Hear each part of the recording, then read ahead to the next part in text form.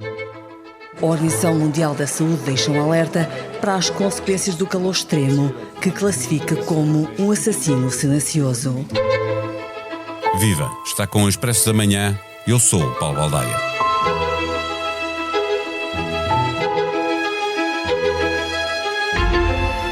Chegar ao verão e ter de viver alguns dias com temperaturas a rondar os 40 graus é difícil, mas faz parte.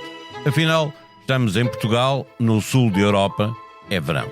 Mas é anormal que isto aconteça também em Inglaterra, onde reina Carlos III e reina o frio também, ou no leste da Europa, em países como a Alemanha, a Polónia ou a Roménia. E também não é normal que em Portugal se passe de uma onda de calor para a outra com intervalos muito curtos. Isto significa que o clima está mesmo a mudar. Os números não enganam. A temperatura média do planeta está a crescer e a Europa é o continente onde mais tem subido. Como uma onda de calor é quando a temperatura está 5 graus acima da temperatura normal para a época, durante pelo menos 5 dias, quando falamos em ondas de calor, falamos em temperaturas cada vez mais altas. Temos de mudar de vida para que a temperatura não continue a aumentar e a matar, porque é isso que está a acontecer em grande parte da Europa. O ano passado, em Portugal, houve 2.300 mortes por calor. Em França, em 2003, morreram 15.000 pessoas com o calor. Este ano já morreram mais de 1.000. A Organização Mundial de Saúde, ouvimos no som de abertura citada por uma jornalista da RTP, chama-lhe o assassino silencioso. Neste episódio, conversamos com o climatologista do IPMA, Ricardo Deus. Caro gestor de conta, stop. Solicito crédito pessoal, stop. Máxima urgência, stop. Manuel, stop. Caro Manuel, stop. Agradeço o seu telegrama, stop. Por que não faz online, stop? Online, stop. Sim, stop. Na app Caixa Direta, stop. Caixa, stop. E aprovam rápido, stop. Mais rápido do que um telegrama, stop. É mais fácil andar para a frente quando confiamos no que está para trás. Peça o seu crédito pessoal na app Caixa Direta e receba a resposta em minutos. Caixa, 150 anos virados para o futuro. Caixa Geral de Depósitos S.A. registada junto do Banco de Portugal sob o número 35. Viva, Ricardo Deus! O que é que se está a passar, que estamos a passar quase diretamente de uma onda de calor para outra? O que nós temos neste momento, e em 2006 temos estado a constatar, é de facto uma ocorrência de períodos excepcionalmente quentes em relação ao período do ano que estamos a falar, e alguns desses períodos excepcionalmente quentes transformaram-se em ondas de calor. E estas ondas de facto têm ocorrido de uma forma muito sequencial, e nestes primeiros 6 meses do ano já são um conjunto de dias sobre efeito de ondas de calor nas mais diversas regiões do país. O que é que isto quer dizer? É que potencialmente o que está a acontecer é que este episódio, ou estes episódios em 2026, não são únicos e ímpares. Se recuarmos a algum conjunto de anos, até 2020 para cá, tem sido bastante recorrente ocorrer estas ondas de calor durante o período estival, essencialmente, mas também atualmente elas ocorrem fora do período estival.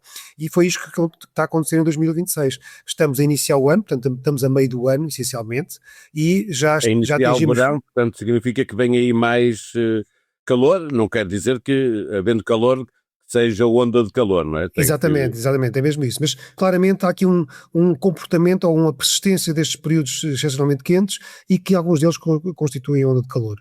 E estes 6 primeiros meses têm sido, de facto, caracterizados por uma ocorrência sequencial destes fenómenos e que de facto nos deve preocupar, porque é algo que tem sido, como eu estava a dizer, não de uma forma esporádica e portanto aconteceu em 2026, não, tem sido um sinal muito consistente ao longo destes últimos 20 anos em que estes valores, estes indicadores associados aos períodos excepcionalmente quentes têm de facto restado ondas de calor. Aliás, há uma outra característica, não é? É que nós temos visto que não é homogéneo, mas a subida tem sido persistente, não é? Há cada vez mais ondas de calor, com cada vez mais intensidade, com cada vez mais duração, não é? Ou maior duração.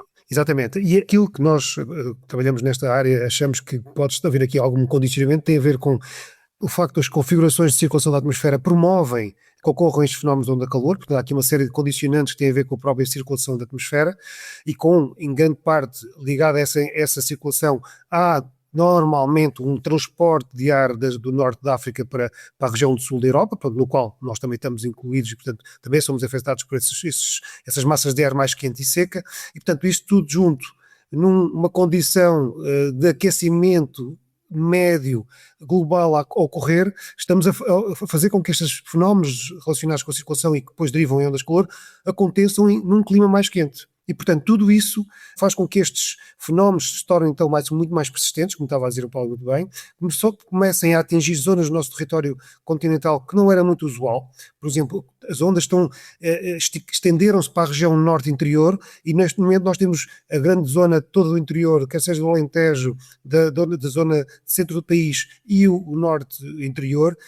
Normalmente, nestas 3 regiões, a onda de calor desenvolve-se, instala-se e depois cria-nos estes problemas. Aliás, é curioso porque, mais até que o litoral sul, estava a referir o interior norte, o litoral tem resistido, parece ter resistido melhor a estas ondas de calor mais recentes. Em relação ao interior, há algum fenómeno atmosférico a contribuir para este resultado ou é só o facto de estarmos ao lado do Atlântico? Eu acho que a grande condicionante é claramente o ar atlântico que invade a zona costeira, não é, do nosso litoral oeste e ajuda com que não haja esta persistência de temperaturas muito elevadas. Portanto, a nossa característica atlântica, nestas situações como tem acontecido, tem mais força, se assim podemos dizer, portanto domina a circulação junto do litoral e, por conseguinte, as ondas de calor desenvolvem-se essencialmente na nossa região interior. Curioso, estou-lhe a dizer, é o que acontece na generalidade das situações de ondas de calor, mas pontualmente existem períodos nos quais a onda de calor estende-se para o litoral. Portanto, é como se o aquecimento e a circulação da Península Ibérica vence o movimento e a circulação que vem do Atlântico. E durante ali alguns dias somos mais condicionados pelo ar continental quente e seco e menos pelo ar úmido e mais temperatura mais amena que vem do Atlântico. E, portanto, é aqui um jogo de forças. Em algumas situações, menos a massa de ar continental vence esta passagem da massa de ar atlântica, outras vezes a massa atlântica domina e é isso que tem acontecido. E refresca. Exatamente, é isso que tem acontecido nestas ondas de calor que ocorreram em 2026. Claramente há um domínio no litoral da massa de ar atlântica.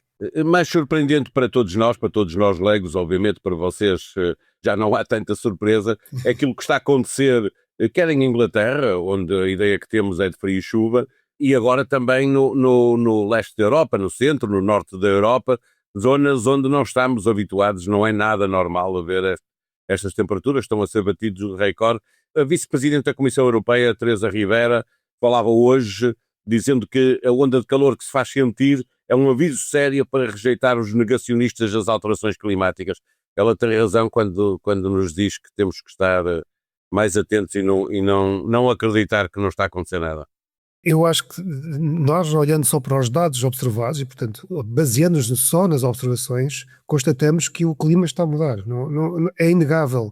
E, por conseguinte, um clima em mudança também está este tipo de fenómenos extremos, que nós chamamos de fenómenos extremos, como ondas de calor, períodos de seca bastante longos, chuva intensa, vento forte, tudo isso são fenómenos extremos que são catalisados num clima mais quente. E, portanto, como em termos globais o clima está mais quente, todos estes fenómenos, quando ocorrem, são muito mais exacerbados nos seus impactos. E as ondas de calor não são diferentes. O centro da Europa, não é bem o centro da Europa, mas a Europa em si, em termos médios, é das regiões do globo que está a aquecer a uma taxa mais elevada. E isso, na prática, promove que ocorram estes fenómenos de calor extremo e que a circulação atmosférica e o transporte de massas de ar promovam que essas massas de ar mais quentes e secas, que é o que está a acontecer na Europa, se fiquem quase como aprisionadas durante um período de tempo mais longo e geram então as ondas de calor que depois, como toda a massa de ar é uma massa de ar continental, não há massa de ar atlântica a chegar ao centro da Europa, esta permanência destes dias com temperaturas muito elevadas é maior e tem um impacto tremendo nos mais variados setores, Paulo. A gente gosta muito de falar... Até mesmo na saúde, cada vez Exatamente. mais gente por causa do calor, não é? Do calor, não é? Nós olhamos sempre para aqueles setores que muito e bem reclamam, não é? Como o setor agrícola, o setor da gestão da água. Isto é a realidade, mas o setor da saúde é um dos setores claramente bastante afetado pelas ondas de calor. O número de óbitos acima do normal, não temos uma onda de calor, na Europa é um número que eu dificilmente consigo compreender. Não é porque não esteja a falar acontecer. de milhares de mortes, não é? Milhares de Acima mortes. do normal para a época sem Para a onda de época, calor. portanto, é mesmo estas ondas de calor é um fenómeno mesmo muito preocupante. Claramente não podemos mudar o clima com o estalar de dedos, portanto isso não vai acontecer nos próximos anos. Nós temos é que nos adaptar a este clima muito mais agressivo e muito mais adverso para a nossa vida, e não só, para todos os outros animais. A nossa vida não está nada preparada para estas ondas. Não imaginar Inglaterra com casas que foram construídas para ter o calor e agora ter 30 e tal graus. Exatamente. Eu tive curiosamente estes passados dias em reuniões com colegas de outros países, de congéneres de outros países, e eles falavam comigo e confessavam exatamente aquilo que o Paulo está a dizer. As casas deles não estão preparadas para arrefecer, estão preparadas para reter o calor. Portanto, toda aquela construção foi feita para reter o calor para os períodos de tempo mais quentes. Eles tinham frio. Portanto, inverter toda esta lógica de um conjunto habitacional é muito complexo, e eles estavam precisamente a queixar-se disso, que não conseguem neste momento ventilar as casas, porque a temperatura durante o dia é muito elevada e durante a noite as casas não conseguem arrefecer, não têm condição para poder arrefecer como nós aqui fazemos. Pronto, ainda conseguimos ter essa... Até porque estas ondas de calor, deixa-me perguntar se também vamos viver isto nestes dias, tem o problema das temperaturas mínimas não descerem abaixo de 20 e portanto não permitirem nem o arrefecimento das casas, nem do corpo do ser humano, não é? Exatamente, isso é uma das condicionantes muito grande, e nós muitas vezes facilitamos. Eu falo também de vez em quando tenho uns comportamentos que a gente pode chamar comportamentos de risco, não é? Nestes dias de onda de calor. Mas nós estamos mais habituados aqui no sul da Europa, no norte, claro, é bastante mais complicado. Negligenciamos um bocadinho a onda de calor e às vezes tomamos algumas atitudes que são menos defensivas, mas claramente nós temos que nos preparar, nós temos que continuar a educar a nossa sociedade e a nossa população para ter práticas mais ajustadas para estes momentos de eventos de ondas de calor, que vão ser cada vez mais, como estava a dizer muito bem, muito mais intensos, muito mais extensos, quer seja espacialmente, quer seja também no tempo. E, portanto, nós vamos conviver com este fenómeno durante muito mais dias.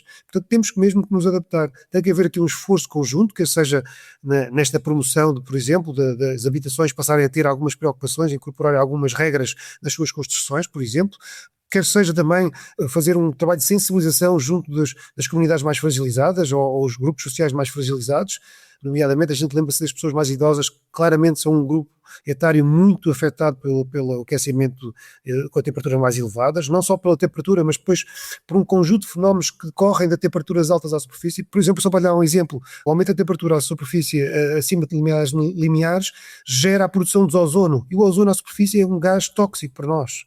Portanto, tudo isto há uma série de efeitos que decorrem destas temperaturas elevadas à superfície que depois impactam na nossa vida e na nossa saúde. E, portanto, temos de estar todos muito mais conscientes e mais atentos e temos que continuar a fazer este trabalho de sensibilização. É claramente um ponto que temos muito que melhorar. Melhoramos bastante, mas temos muito um caminho ainda longo a percorrer. Nós damos sempre o exemplo dos incêndios florestais.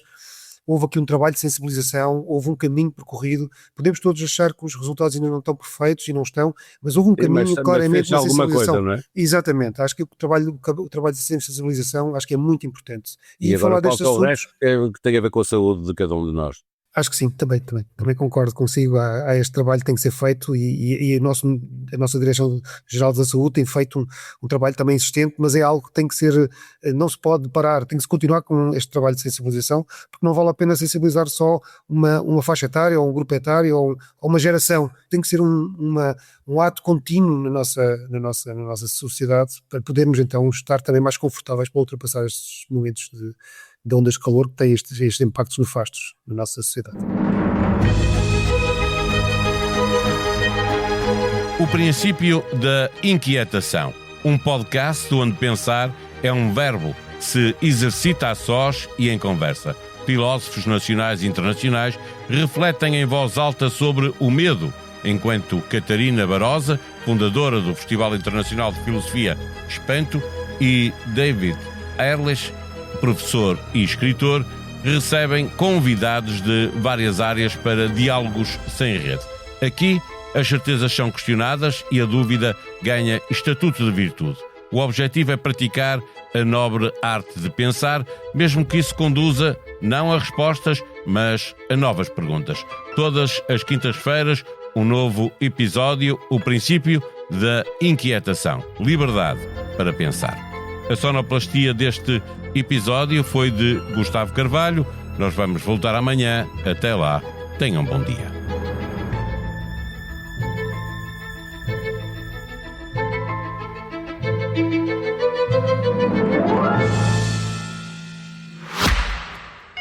Caro gestor de conta, stop. Solicito crédito pessoal, stop. Máxima urgência, stop. Manuel, stop. Caro Manuel, stop. Agradeço o seu telegrama, stop. Por que não faz online, stop? Online, stop. Sim, stop. Na app Caixa Direta, stop.